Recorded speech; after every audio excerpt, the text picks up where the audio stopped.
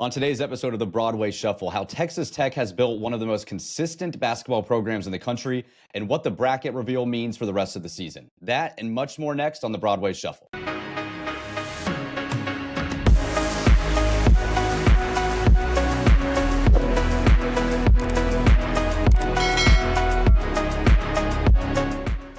Episode 53 of the Broadway Shuffle with Clayton, Conrad, and Zyler. I'm Brennan. We are so glad that you are here on this Monday morning. We've got a great episode planned for you guys.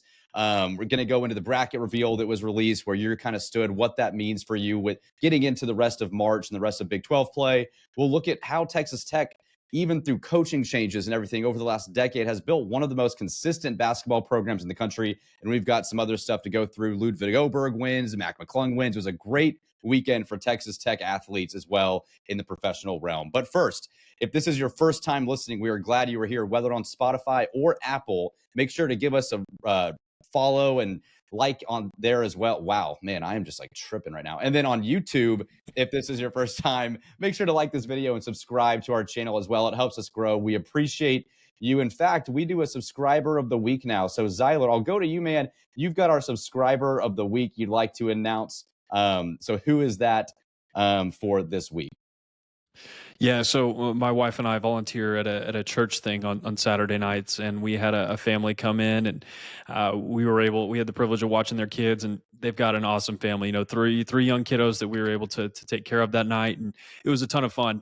When the Smith family came back, the father came up to me. He's like, "Dude, when I dropped off the kids, I knew I recognized you from somewhere, but I just couldn't figure out what it was. I was sitting in the Starbucks line. I said, dude, that's the Broadway Shuffle guy. I've got to tell him I know who he is." And I was like, well, I guess, it was, I couldn't tell if that was a good thing or a bad thing. If he was like, I can't believe I let this guy watch my children, or, wow, that's really cool. But yeah, it was really fun. So shout out to the Smith family. You've got a wonderful set of kids. They were awesome to hang out with. And we really appreciate you tuning into the show. So shout out. That's awesome. That's awesome, man. Well, 60% of people that watch this show do not subscribe. So don't be one of those 60. And make sure to subscribe to our channel so you never miss an episode of the Broadway Shuffle. And today's episode is sponsored by E3 Professional Trainers. It is a Texas-based and Texas Tech alumni-owned firm that specializes in helping individuals, teams, and entire companies reach higher levels of productivity, increase profitability, and enjoy a more fulfilling life. Through customized training, personal coaching, and keynote presentations, E3 will equip your team with tools and strategies to improve employee engagement, performance, and retention. So call them today at the number on your screen, log on to e3professionaltrainers.com, or scan the QR code to find out more about how E3 can help fill your professional toolbox with the essential elements necessary to achieve excellence in today's competitive environment. So shout out to E3. We are glad to have them as our first official sponsor of a Broadway Shuffle episode. So, all right, guys, let's get right into it. Clay, I want to go to you first, man.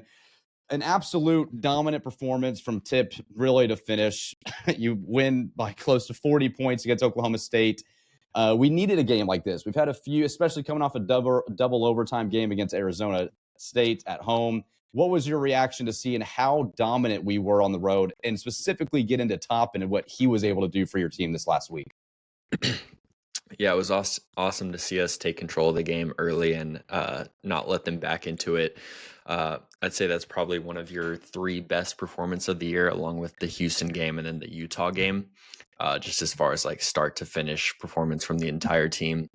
I was slightly worried about like a letdown after you had to play a double overtime game. Before this, I think OSU giving their game away prior to ours kind of helped you in that spot, because it seemed like they actually were the team that had the letdown. But yeah, it was great to watch, specifically Toppin, man. He's been on such a tear the last three games. He's averaging 31 and 13 over the last three and 37 over the last two. So he's had some mammoth performances. It seems like now he's really getting like into his groove. There was a time where, you know, he was hurt, and then he had some games where he got into foul trouble early. So to see him get a rhythm like this, if you can take this into March, that'll be super helpful to your ceiling and just your team's chances going deep into March.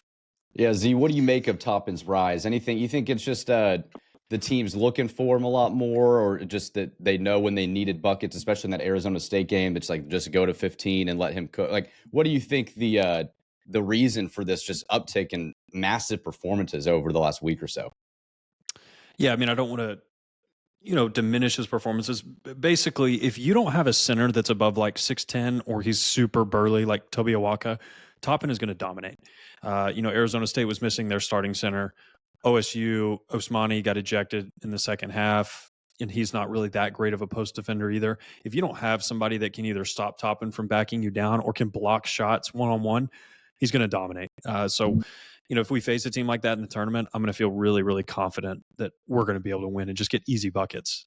He's playing really efficiently too, not turning it over as much. And defensively, I was more impressed defensively from your team. I thought you solved a lot of the issues. I don't know if you saw they ran that triple screen that we had a lot of problems with in the second half. They ran it 1 or 2 times, and we had clearly figured out we were sending that middle guy, and he was hard contesting, or I guess hard, like, I don't even know what you'd call that, but and then they completely went away from it. And so we solved a lot of the issues. I think it gave me a lot of confidence in our coaching staff, especially, on the preparation side. They just know what they're doing. That's very clear to me. Everybody was down on D5's performance, but I thought he played excellent. He didn't have to do much. He made a lot of great hockey assist passes. He had plenty of assists. Didn't score a ton, but he didn't need to. If you're going to shoot like that, D5's not going to have to do much at all. So really impressive performance. Glad you were able to play a stress-free game for the first time in what it feels like forever. So, yeah, Conrad, nice to have a relaxing Saturday afternoon where you can just watch your team win by 40 and not have to push through a late game situation at all. What do you think this does? You've got TCU coming up. You're still on the road in Fort Worth on Tuesday, but coming off a win like that, how do you feel this could continue the momentum going in to this week and to a road game against TCU? Well, it's one game at a time, right? I mean, you're just concentrating on the game in front of you, and I think they did that really well on Saturday afternoon. I think last Wednesday kind of got away from us a little bit, looking at what ended up happening that night, but it was obviously fixed. I mean, to go from allowing to 105 points to allowing 55 points, I mean, that's a pretty significant difference looking at the box scores. So the fact that you're getting these games taken care of one game at a time, regardless of what it looks like, is big, because we were talking before the show started, and if you want to talk about Big 12 title implications, you just have to win every single game. You can't lose again because of some other things that we were talking about with Arizona and Houston. But the reality is the fact that you keep ticking these things away is only good for you. And I think it's going to just help the confidence, because you've won in some different ways, right? Obviously, you've had JT do what he's done the past week, but this win against Arizona State and then the win against Oklahoma State, it only means that you can win in a variety of different ways, which you're going to need not only to finish the Big 12 season, but also going into March. So coming into Fort Worth on Tuesday night, I hope it's a big Red Raider crowd. If people can afford these ridiculous price tickets that TCU's throwing out there, I think it will be. But it'll be good. I don't think TCU's a particularly good team, and so the fact that you're able to do what we did on Saturday and even Wednesday night, winning that way, I think it really bodes well for the future of this team. Z, do you expect any sort of I don't want to call it look ahead to Houston yet, because I know there's still a week ahead. You get TCU and West Virginia, but knowing that's such a big game, and that, really that's a game on the calendar that you have to win if you want to win the Big 12 championship. Are you concerned at all about this team kind of looking ahead to next Monday in the USA and overlooking a TCU or overlooking a West Virginia? I don't think so. You've historically kind of struggled in this gym. I know we talk about, there's always a lot of Red Raider fans there, but it feels like you don't actually win there that often.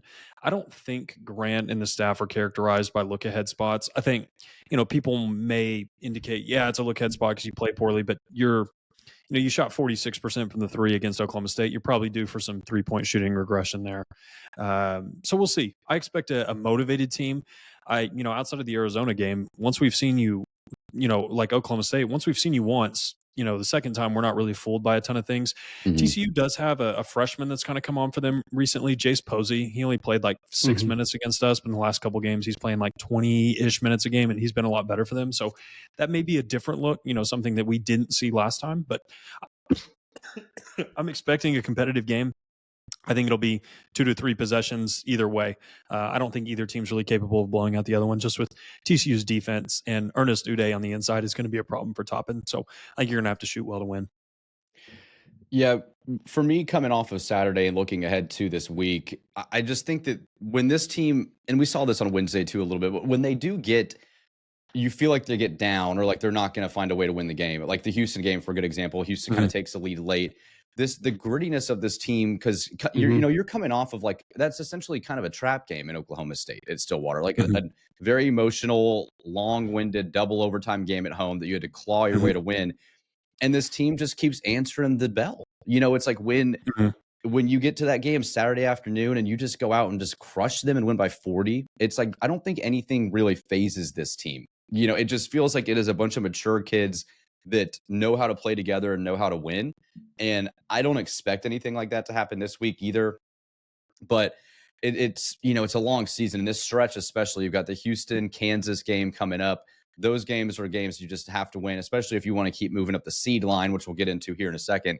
Um, Mhm. but so this week's important. Like you need to go 2-0 this week still. Like Conrad said, you pretty much do have to win out if you want to win the conference, because I don't see Houston dropping 4 or 5 games. And Arizona is still very much right there as well. And Iowa State's not too far behind. So you do still need to keep winning basketball games any way you can, but it's always nice to have one when you're winning by 40. So And one thing I'll note, if you're watching the standings, Houston's up 2 games on you. Obviously, you have the tiebreaker. So, but you will play again. So that could end up being, kind of a moot point.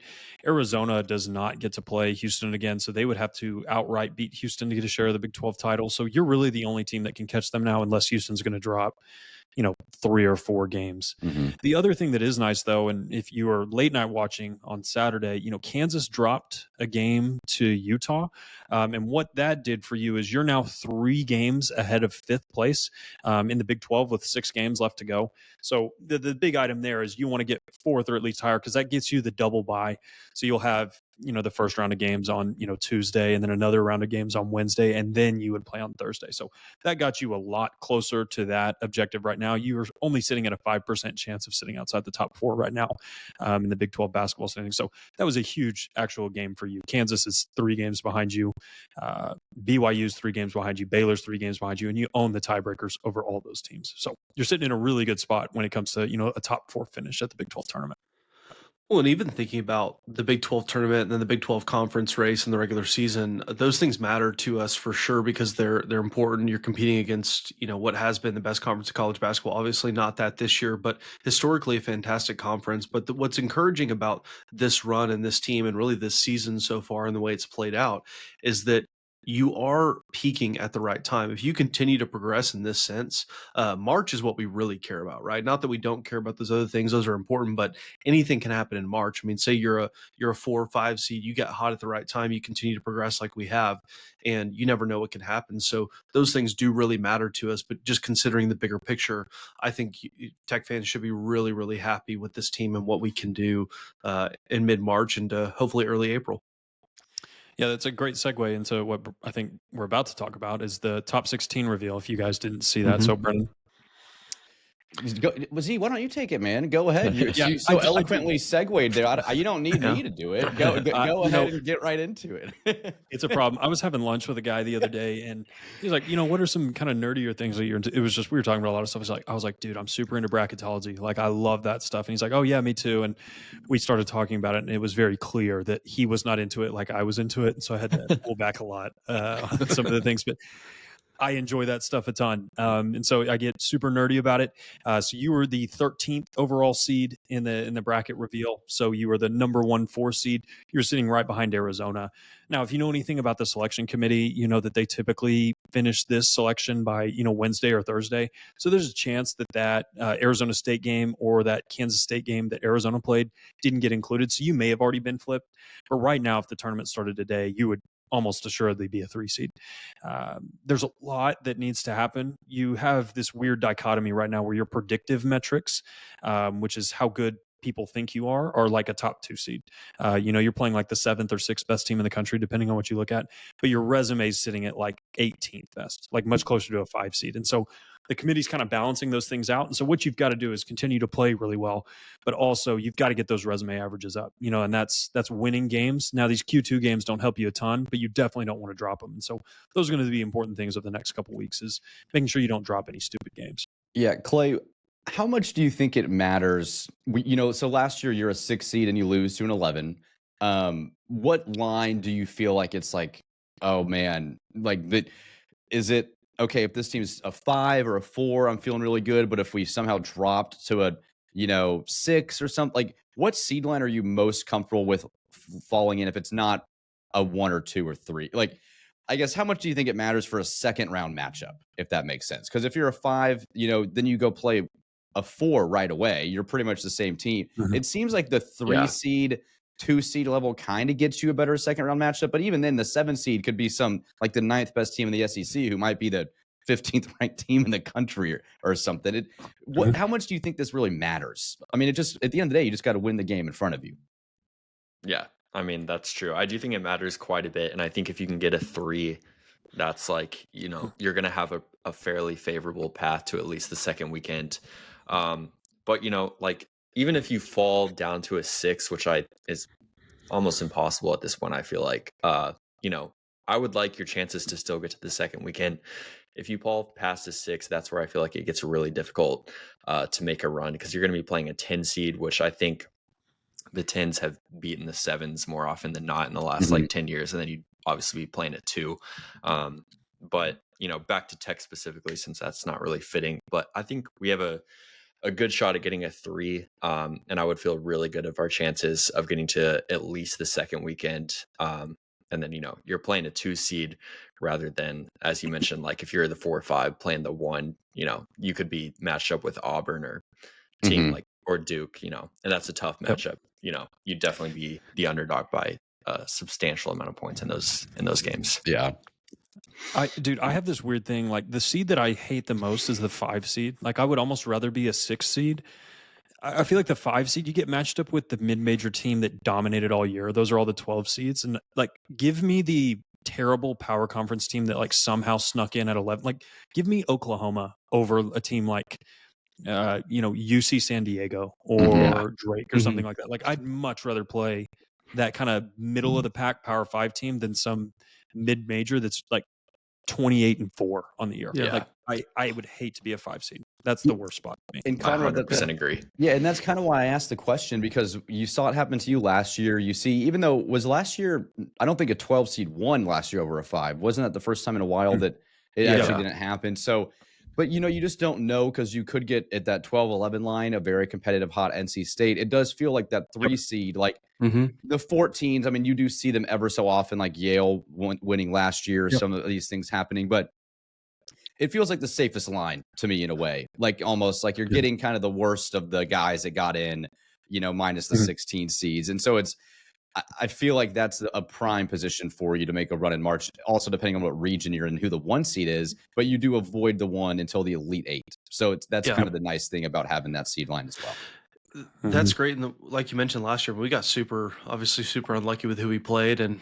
But at the same time, you look and see what they did, making it all the way to the Final Four, and it's a pretty respectable loss, even looking back, especially with what Grant and the staff was able to get out of that team last year, which we all agreed it was a good-ish team, but it wasn't a great team. So losing to a team that made the Final Four in the first round, not ideal, but it's not totally embarrassing. A 3 seed would be fantastic, just because of the reasons that have been said. But it's almost like you don't want to take it for granted too much. I'd like to see us, if we get in that position, anything can happen, but if we can get in that position to be a 3 seed, which it looks like that's pretty likely at this point, albeit if things can change really quickly. But considering all those things, if you can get to the second weekend, I feel really good about this team. And so much of it, like you guys mentioned, is just a luck of who you play and what region you're in. Because if you get a favorable path, I mean, I believe in this team that it can do dangerous things to other opponents in March, but at the same time, you have to get that favorable matchup and that favorable path, which we can't control. All we can hope for is that they play well and they continue to do what they're doing. And if they do that, I think we will have a really, really good chance to do some serious damage in March. Yep. Yeah. I feel like on the favorable matchup aspect, it's, to me, there's like a tier break of teams after Tennessee, Florida, Houston, and then a break. There's going to be two seeds that I would like our chances a lot with in that matchup. I hope that we avoid Tennessee and Houston as the 2 if we are a 3. If we somehow can get like Wisconsin as a 2, or like Somebody like that. Give me that over Yeah, for Florida. Purdue. Yeah. Yeah, I will take that. I think the worst matchup in the country for us would be Florida. Like, I think we match up better with Auburn than we do with Florida. They would be Florida's such a good. threat for us. Yeah. Yep. Yeah, it's going to be a lot of fun, man. I can't wait for March get here Selection Sunday. We're going to have a lot of fun things coming up that whole week as well too, and maybe even do a live bracket reveal episode while we're watching the bracket get dropped, which will be a ton of fun. But one thing I wanted to get into, I was thinking about this, and Clay, I'll go to you after in the last week or two, and how consistent Texas Tech basketball has been really since Tubby Smith got to the program, and what you've been able to do with 4 different head coaches in the last decade or so. And I was thinking about different programs and the consistency of what Texas Tech has done, making tournaments, making Elite Eights, Final Fours, Sweet 16s. And you've had 4 coaches in the last 10 years. Tubby leaves, Beard gets, poached from his 2-week hiatus at UNLV or whatever. That was like a crazy thing when we get Beard. And then Beard obviously leaves and Adams fills in. And then Adams leaves and McCasland fills in. What do all 4 of those coaches have in common? They all made the tournament. And in Beard and Adams' case, you made it to the Sweet 16 multiple times. And McCasland, though, his first year last year, you made the tournament. Beard made it to the round of 32 in 2021. And you've just seen this program change from what it was from really 2007-8 to 2015. And it got me thinking, like, who are some of the most consistent programs in the country over that period? And Texas Tech has got to be one of the top ones. Yes, we don't have the national title. This would be a much different conversation, I think, if you did win in 2019. But Clay, you kind of put together something that really shows this point and where Texas Tech has really ranked over the last 6-7 years, and how this program, outside of who's coaching it, has built an actual program of consistency and winning out in Lubbock, Texas, which was not the case for a very long time. Yeah. So we were talking about this the other day, and I wanted to kind of put an actual perspective to the most postseason success among all programs. And so I looked at all the programs going back to when Chris Beard was hired at Tech that made a Final Four, and tried to sort them in terms of how much success have they had over that time period. And so I gave half a point for a tournament appearance, and then 2 points for a Sweet 16 finish, 4 for Elite Eight, 8 for Final Four, 12 for runner-up, and then 20 for a championship. And Tech is sitting at 12th behind UConn, North Carolina, Kansas, Villanova, Baylor, Virginia, Gonzaga, Michigan, Duke, Purdue, Houston, and then Tech. And if you sort it from 1 year later when we made the Elite Eight, you jump into the top 10 ahead of Purdue and North Carolina, which is crazy because those teams that I named off, those are all, blue bloods or very good basketball programs. And Conrad, I mean, this is what, I was watching the game on Wednesday night, or maybe it was maybe a game before that, but the announcer was saying, why would you not want to come to Lubbock to play basketball? So an ESPN guy is that is where this job, it's a very good job. It's a great program. You've got the Womble facility that I think the USA is one of the best arenas in the whole conference, maybe in the country, 15,000 strong. I mean, this is just, it's kind of crazy compared to what, I know you weren't, a Tech guy in your youth, but to see what the Alan Voskuhl, Mike Singletary, Martin Zito, you had some success here and there periodically, but this was a basketball team, one of the worst programs in the country, not just in the Big 12, in the country. To see what it's been the last decade and where the athletic department and everyone that's built this into what it is, it's wild to see it. It's just great for your school. Yeah, it's pretty crazy to think about where it was and now where it is now. I think it's a testament to the athletic department. I think it's a testament to Kirby Hocutt and the donors for what they've done and how they've invested in this program. I think it's obvious that Kirby has gotten so many hires right with this program and made such good decisions in terms of getting backing for the basketball program, because this is, the USA is an incredible arena. I think when we had Kai McKee on from the 3-man weave, I think he mentioned it was top 2, top 3 in the country. That it was still top 3 in home court advantage, which is unbelievable. And then you've got this brand new state of the art facility that the men's and women's basketball teams share. You've got a fantastic coach. You've got incredible NIL backing, which I don't know what that looks like compared to other programs necessarily, because I don't know if it's public in terms of how much different guys get paid yet. I know it will be, but thinking about all those things, it's a fantastic job. It's one of those jobs that you should look at and say, that's a job. If I get that job, I'm never leaving, because you can go to these different places and kind of hop around and do those things, and that's fine if that's the way you want to look at it. But with the buy-in that people have in Lubbock, Texas, for this basketball team and for this university and this arena and everything you have, you're not lacking for anything at Texas Tech in terms of basketball and facilities. And so for Grant, I mean, I hope he just stays forever and we get to build a statue of him outside the USA and win multiple national championships. But this is a job and a program that is only going up in this new era of college sports. Yeah, Z, I mean, to Clayton's point, I mean, you're talking North Carolina, Duke, Villanova, Baylor, who's won a national title in your conference in the last 5 years. These are legendary programs with history of basketball. And you've been able to kind of climb into the conversation with them in terms of consistency and postseason success over the last 5 years. I mean, or 6 years, did you really ever think that would happen for Texas Tech basketball growing up and watching how bad we were?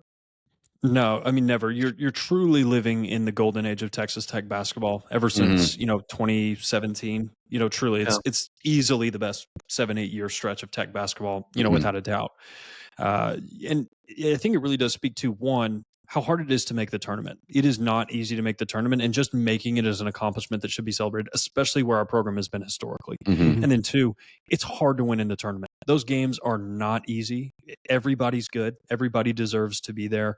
And any sort of success that you achieve in the tournament should be lauded.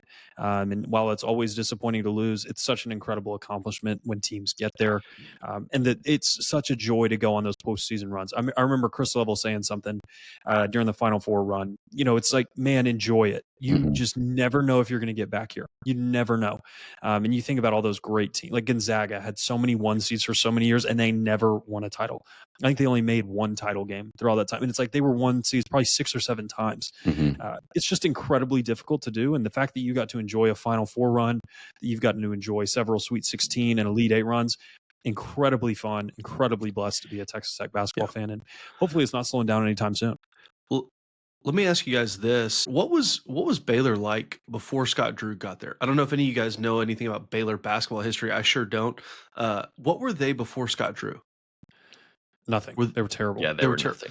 Yeah. Okay. So that's why it's interesting thinking about that, because what if Grant, I hope Grant wants to see what's been built for him now and where he is in year 2 and think, man, this is a place that I could turn into what Baylor basketball, because you got to give them credit. I mean, they're a fantastic program. What Baylor's become, I hope he views it that way, because I didn't think Baylor was any good before Scott Drew got there. But looking with Grant's ties to Baylor and Grant's ties to Drew, what he could even see himself building at Texas Tech, because I would argue Texas Tech has a higher ceiling as a basketball program than Baylor does, simply because of a lot of different factors that we can get into on an off-season episode.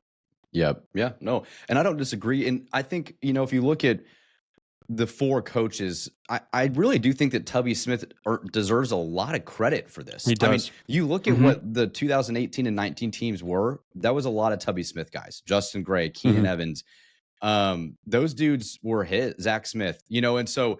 Norrance. And Norrance, yeah. Who will be on the show on Thursday, actually, and I'll segue into that in a little bit too. But it's really interesting to look at like how many programs would have gone through 4 different head coaches in that window and made the tournament.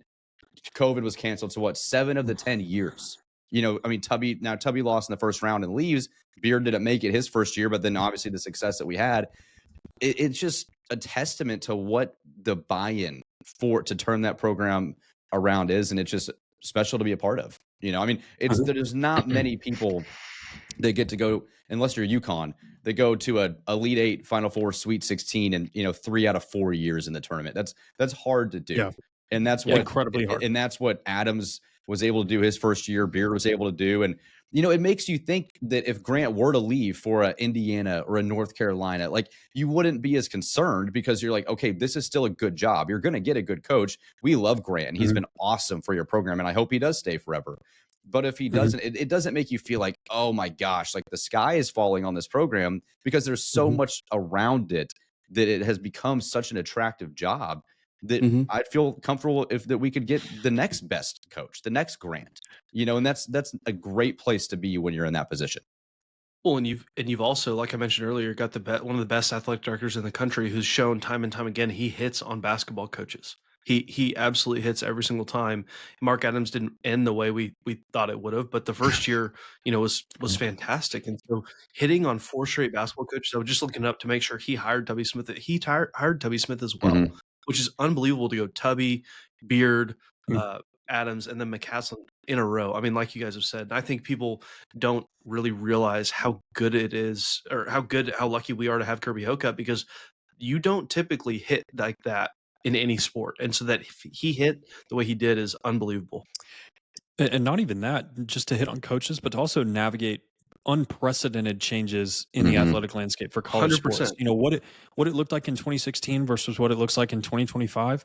He's been very, Kirby has been great navigating that as far as hitting those challenges head on. You are not the most profitable athletic department in the country. You don't have the most money. You don't have the most boosters. You're not in the best location. Yet you've managed to navigate that exceptionally well. I mean, look at programs like all the ACC programs. Essentially, all the ACC programs have pretty much died on the vine since 2019. When they had all those 1 seeds, it's been trash since then. Yeah. You've managed to, figure out how to make it work. And so I'm really confident in the athletic department, however it's going to change, because it's going to change again this summer with revenue sharing. And so I'm confident we've got a plan and it's going to be great. Yeah, it's and going that to be was exciting. another. Oh, go ahead. That was Clay. another point I wanted to make, like about the ACC. Like, it is not easy to sustain success across multiple coaches, especially for, like, you look at, North Carolina with Hubert Davis, Villanova now with Kyle Neptune. Mhm. Yeah. Like, I could go on. There's Syracuse other. with Rhett Autry. Yeah, UCLA has been looking for you. I mean, UCLA's had good teams, but Indiana yeah, hasn't exactly. been successful in like 15 years. And you guys are Exactly. naming college basketball blue bloods, like Mhm. the best yeah. of the best programs in the country, and you're outperforming them in coaching, at least. Yeah, even like Michigan State with Izzo, they haven't won a title since 2000. They've had March success, but like, as a program in the last 10 years, you've done as much as a program like that, which is insane. Like, I never thought Yeah, that you've Tech been better would be here. than Michigan, Ohio State, all those guys. You've Yeah. had, they would all trade their last 7-8 years for what you've been able to do. All of it, easily. Yeah, and Conrad, one point I wanted to make too, because I know some people will be like, well, Kirby didn't hit on the Adams hire because it was the next year was horrible and he was gone, but that was a hire you had to make at the time. It was a loyalty hire. It was a program stabilizer hire at the time. And to Mark's credit, for that 1 year, it was a great team. That team could have easily beaten Duke then and gone on to play in the Final Four. So though it didn't end like you said, I do agree with you that I think it was a hit that needed to be done at the time, though, it worked out all how it's supposed to in the end. That year was special, and he beat Texas twice that year. So you got to give Mark credit there. Regardless Yeah, of how if it you- ended, you still, you can't take away what Mark did the first year. Yeah. Yeah, the second year was terrible. You can't say it wasn't. The facts are what they are, but the fact that you did what you did in Mark's first year is honestly extremely impressive, especially given that he had never been, I don't think he had ever been a major D1 college coach before, head coach before that. Mm-mm. So, Dude, I make that, if you tell me we're not going to lose to Beard ever while he's at UT, we're going to make the Sweet 16, we're going to be a 3 seed or whatever we were. Were you a 3 seed I that think year? so, yeah. I think so, yeah. Like, and then he's going to be awful the next year and we're going to miss the tournament. Like, I make that deal 100 times out of 100. Yeah. Like, I don't Absolutely. And we I make still that beat trade. Texas again the next year once. Yep. Yeah. It was such a weird, like, just tornado of news coming out, obviously, when he I leaves. wish we had a podcast. I wish we would have been. Yeah, I same. wish we would have been there, man. Well, we're here now. We're here now, and that's all that matters. But oh man, would that have been fun to go through? And maybe we'll rehash it one day just for the drama purposes and us. Story time with the Broadway Story Shuffle. time with the Broadway Shuffle. That's some off-season content. Starring coming up. Avery Benson. Welcome to Maui. Welcome to Maui. A lot of secret innuendos there. So that's awesome, man. Well, yeah, and just hope the program can continue to grow. And this season, you have the opportunity for a lot of success this March. It's going to be all in front of you. You're going to have a great seat in the tournament, and you've got a good team and a deep team. So it'll be a ton of fun to see what we can add to this growing legacy that is Texas Tech basketball. So, okay. News and notes from around the Big 12.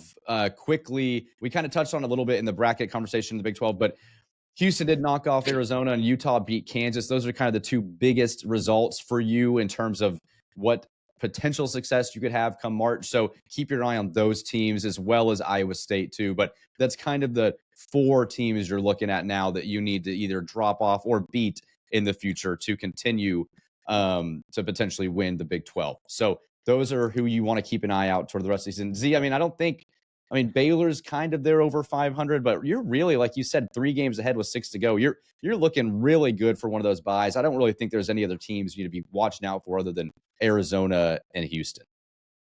Yeah, as far as winning the conference, I don't think it's going to be really unlikely that anybody catches Houston anyway. Looking at the current, they've got an 80% chance to be the 1 seed. Maybe somebody can tie them. But yeah, it's you, Arizona, and Iowa State with an outside shot because they still get to play Houston, so they can knock them down a game. But everybody else has less than a 1% chance. There's only 4 teams that haven't been eliminated from the 1 seed race. It's Kansas State, Kansas, Baylor, and BYU, and they all have less than a 1% chance. So it's a 4-team race, and it's really a 2-team race between you and Houston right now. Okay, and you're way behind. Yeah, awesome. Well, and that's good news too. You get Houston in front of you as well, so that's something to keep an eye out for. I cannot wait for next. I hope the team's not looking ahead, but I'm looking ahead. I'm looking ahead to Monday the 24th. I can't wait for it. So this weekend in Texas Tech sports as well too. Unfortunately, baseball left a lot to be desired against UNC this week, getting swept. So they're off to an 0-3 start. But hey, still plenty of time. Lots of games ahead. Softball lost as well. But there were some 2 former Texas Tech athletes that got some dubs this weekend. We'll start with Mac McClung. This dude is like the GOAT of the dunk contest now. He's made more money in the dunk contest than he has in career earnings in the G League. I mean, he is richer just going and jumping over cars and dunking than he is actually playing basketball. But good for Mac, ton of fun. Do y'all think, what do you guys think? I was thinking this earlier. Like, here's a G Leaguer. None of the pros, none of the superstars want to compete. They're bringing up this G Leaguer, and he's won 3 in a row. Do you think that's good for the event or bad for the event? It's terrible for the event. Yeah, I think it would be good if it was McClung versus like 3 superstars like Ja Morant, like guys like that. But when Mac McClung is like, and no disrespect to him, but when he's like the headliner, that's not good for the NBA. Yeah. I have a thought on All-Star games. Did any of y'all watch the USA versus Canada game on the 4 Nations hockey event? Did anybody watch that? I heard about the fight, though. Yeah, same. It was electric. Yeah. I was like, I don't care about hockey. And I tuned in. There were like 3 fights within the first 9 seconds. I was locked in after that. It was great. I wish the NBA would do like a USA versus the world game or something like that. Like, that would be way more cool than West versus East. Yeah. And I think people would actually tune into that. I don't really care about the NBA, but I think I would tune in to watch like USA versus the world in an All-Star game. But Conrad, the question would be, would they even play hard though? Because that's been the big decline of the All-Star game is these dudes don't care about it. They don't show up and play, and that's why you've got G Leaguers playing in the dunk contest. No, the NBA is. I think us 4 could do a better job running the NBA than Adam Silver and the current guys running it. We would. We can't do worse, at least, right? I know for sure we could do better than the Mavericks front office. Well, that's not in the even last 3 weeks. So we would have had a better week. Yeah, I don't know. It's interesting thinking about the NBA. It's declined significantly and its product since even we were in middle school and high school. It was actually competitive then. People actually cared. Now people just don't even care, and it shows in their ratings. So I'm not a big NBA fan. That's why I'm sitting here talking about college basketball. But one day when Christian Anderson's hooping on the Mavericks and then gets traded to the Lakers, maybe then I'll care a little bit more. Yeah, it's hard from Texas Tech's perspective. The best player you've had get drafted, obviously, in the last 10, 20 years is Jarrett Culver, who was 6 overall, and he's not even in the league, really, and doing anything. So we don't have a Mahomes or a Ludwig or someone to really latch onto from Texas Tech's perspective of the NBA. And really across, Z, to your point, the USA World game would be interesting because right now the best players in the league are from the world. You'd have Shea, Jokic, Doncic, all playing in the world. Those are your 3 MVP, top 3 MVP, Wemby and Embiid. They'd probably win. They would win. Those are the best players. You would have Embiid would play for the U.S. Embiid would play for the U.S. I was about to say you would also kind of have to combine Canada and the U.S. I feel like I think the USA. I think it would be a good game. Well, the world would have let's a lot write a of letter. players, Let's get Adam Silver on. I'd love to talk to him about a bunch of different things, and we can bring up that idea. So, but nonetheless, good for Mac. To keep his name relevant. I actually saw him at Shimmy's like 4 months ago. It was really weird. I don't know what he was doing there, just like with a buddy. I was like, that's Mac McClung. No one else knew who he was in there, but I knew who it was, and it was cool to see him. And then another dude. Now this guy is a superstar and might be taking over a professional sport very soon. But Ludwig Oberg won the Genesis Invitational, which is a signature event on the PGA Tour. He made 4 birdies in his last 6 holes to win that event. And this guy's just a freaking machine. And he's just like Pat. I mean, he's got the double T on his golf bag. He was wearing a black shirt with some red and white on it today, to win. I mean, great for your university as well to have another representation, another young superstar. I don't know if you guys watched any of it Sunday afternoon. I know Conrad and I were watching, but it's awesome to see Ludwig and the success that he's having. I mean, I think Ludwig's quickly becoming Conrad's #1 favorite athlete. I think he might be touching Mahomes for Conrad. It's getting close. Did either one of you, did Clayton or Zyler watch the golf, or is this going to be a Brennan and Conrad conversation only? I watched the PGA Tour video, but we need to talk about Conrad's meltdowns at the majors last year when Ludwig would be up and would choke on Sundays. Conrad he would start raging in the group chat. I know. It was upsetting because he was so close, and he was so close. I don't even remember where he finished every single time, but it was like, dude, just win one. And it was so dumb that I was being like that because it was his rookie season on the PGA Tour. I mean, he had never played professional golf before, and he was getting so close. And it's like, oh man, that's what's happening. But he's a fantastic player. It's seeing him make that 7-footer to win on 18 was unbelievable, and it's just what endears us to some of these guys. Like, I think the reason Texas Tech people love the Chiefs so much and love Pat is they obviously reciprocate that love and that appreciation, and Ludwig does the same thing. I mean, having the double T on the bag and everything like that. I mean, he obviously loved his time at Texas Tech, and credit to Coach Sands and the golf team and the golf program for playing a big part in what he's turned into. And excited for April, man. I hope he can get it done in Augusta, and we'll see. Maybe he can take on Scotty Scheffler and dethrone the king, the Longhorn, and put a Texas Tech Red Raider on top.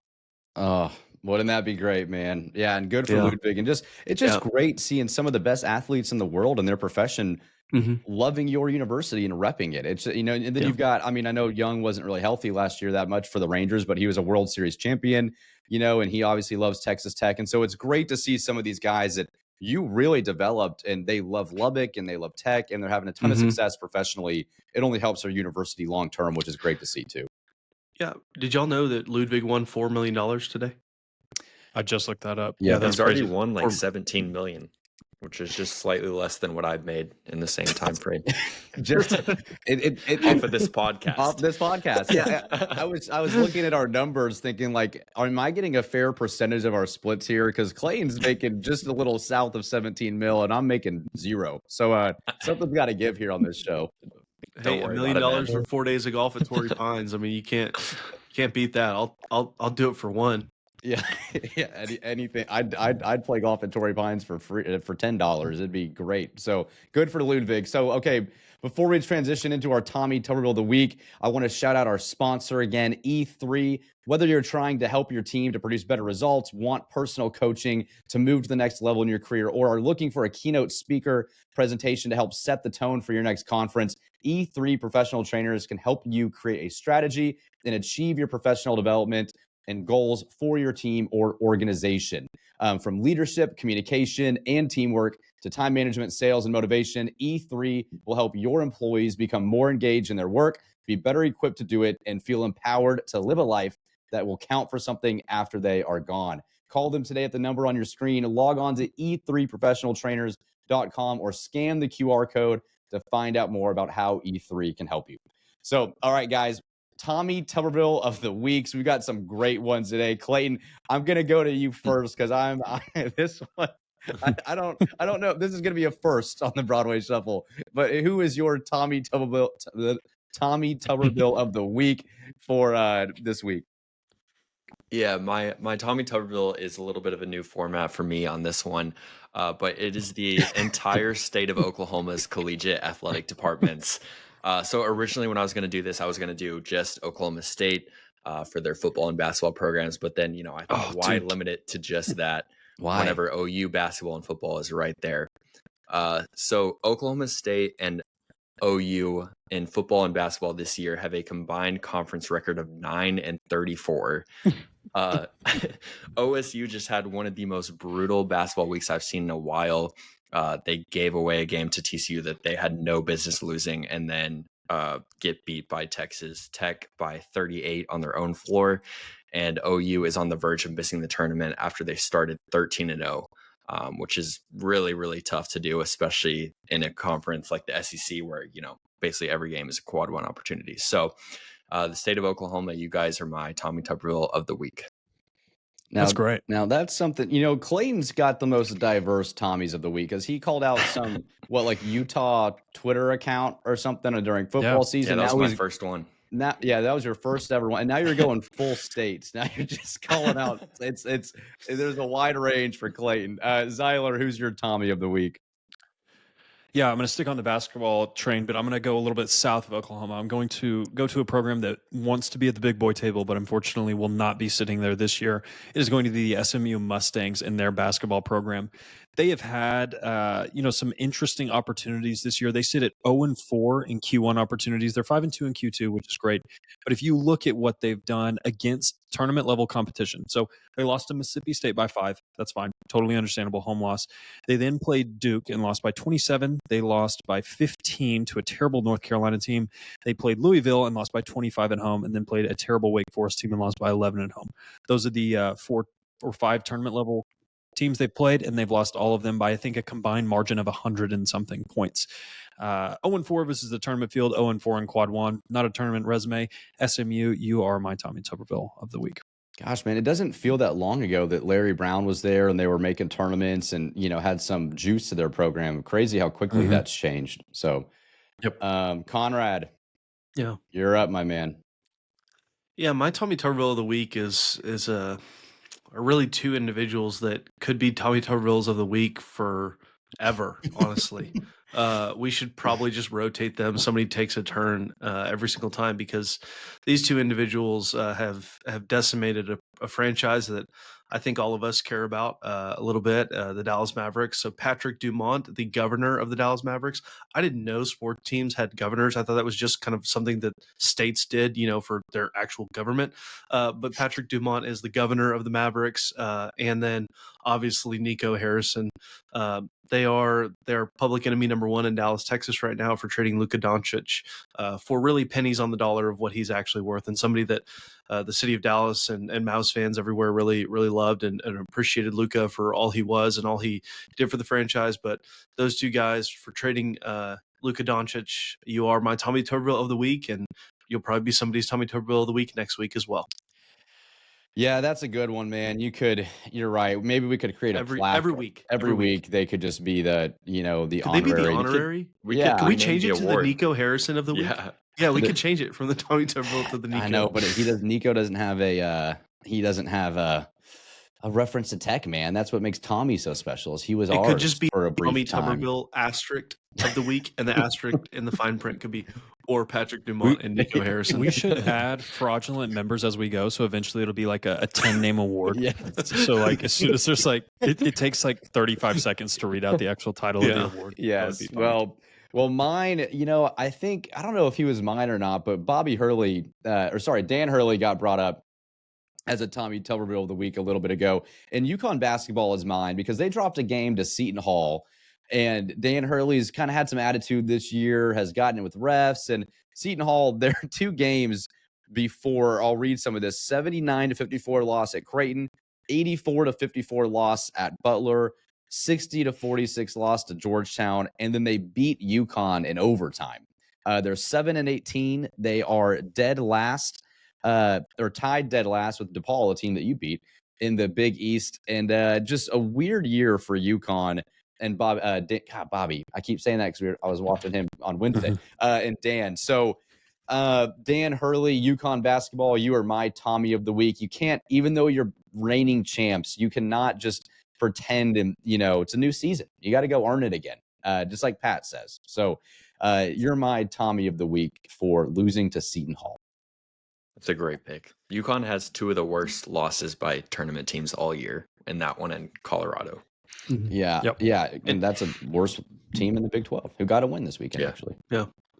And Senator Tuberville, if you're listening this far into the show, you're still more than welcome to come on and have any conversation you would like with the Broadway Shuffle. We have to make sure we do that every Tommy of the week too, because there's going to be a time where Tommy Tuberville is going to see some short of ours or something and his name in there, and he'll listen and he'll need and he'll hear it, and maybe he'll come on one day. That would be a goal. I love that Conrad calls him Senator Tuberville. Like he still has the respect for the institution. Yeah. I love that about you, Conrad.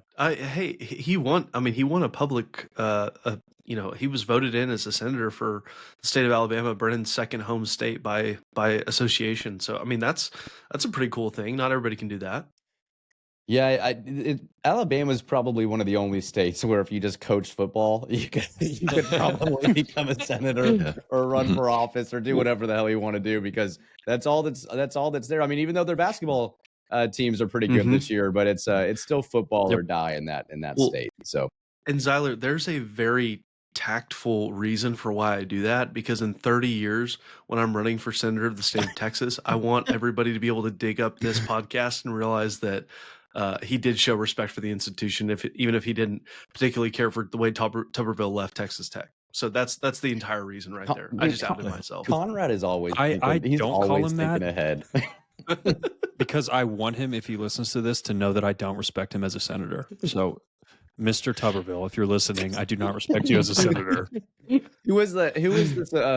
Someone on our show that said you need to call him Coach Joey or Coach McGuire. We were saying Joey's Coach McGuire. You got to make sure you're treating them with their professional name. So we'll be better about that unless it's Tommy Tuberville for Zyler. Joey, let us know what you want us to call you when you come on the show here in a few months. So let us know. We want to know. Can it be Joey or Coach McGuire or Coach Joey or I don't know. J-Mac, whatever it is. So, all right, Z, close us with our tech trivia of the week. Yeah, you guys may have seen this if you watched it, but that 38-point win at Oklahoma State is the largest margin of victory for you in program history in a Big 12 game.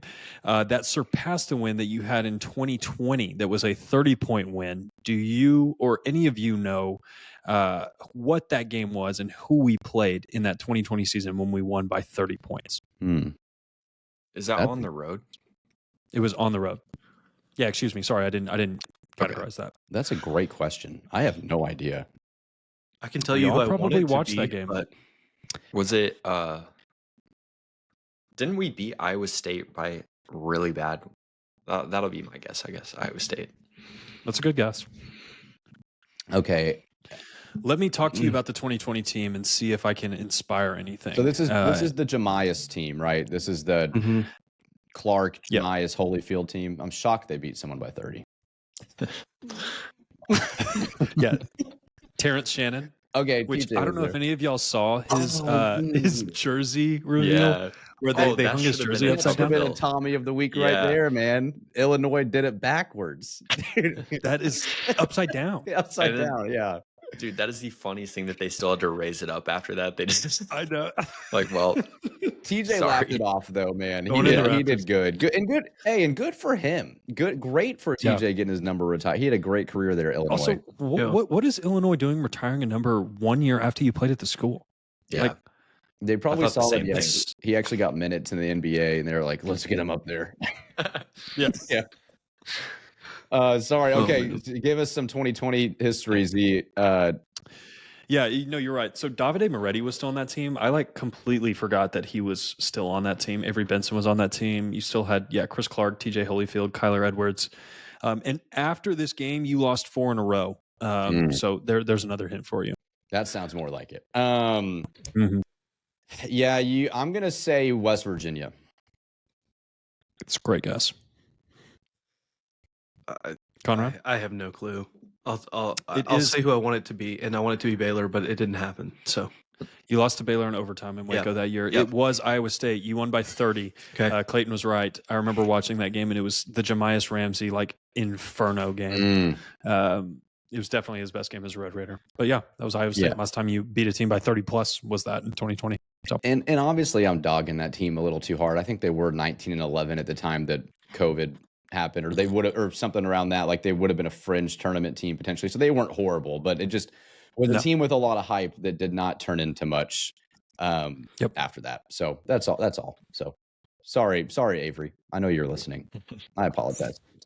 Well, that was fun, guys. Well, we'll be back on Thursday. We'll kind of look ahead to the weekend, look back at TCU as well. But we will have a special guest on Thursday. Norrance Odiase, speaking of a Texas Tech basketball legend from 2019, will be on the show. We're excited to have Norrance talk to him all about his career, what he's doing now, his time at Texas Tech, and maybe how he thinks this team stacks up to the 2019 team and what he thinks this team can do in March. So we'll be excited to have Norrance on as well. So make sure to like this video and subscribe to our channel so you do not miss that episode.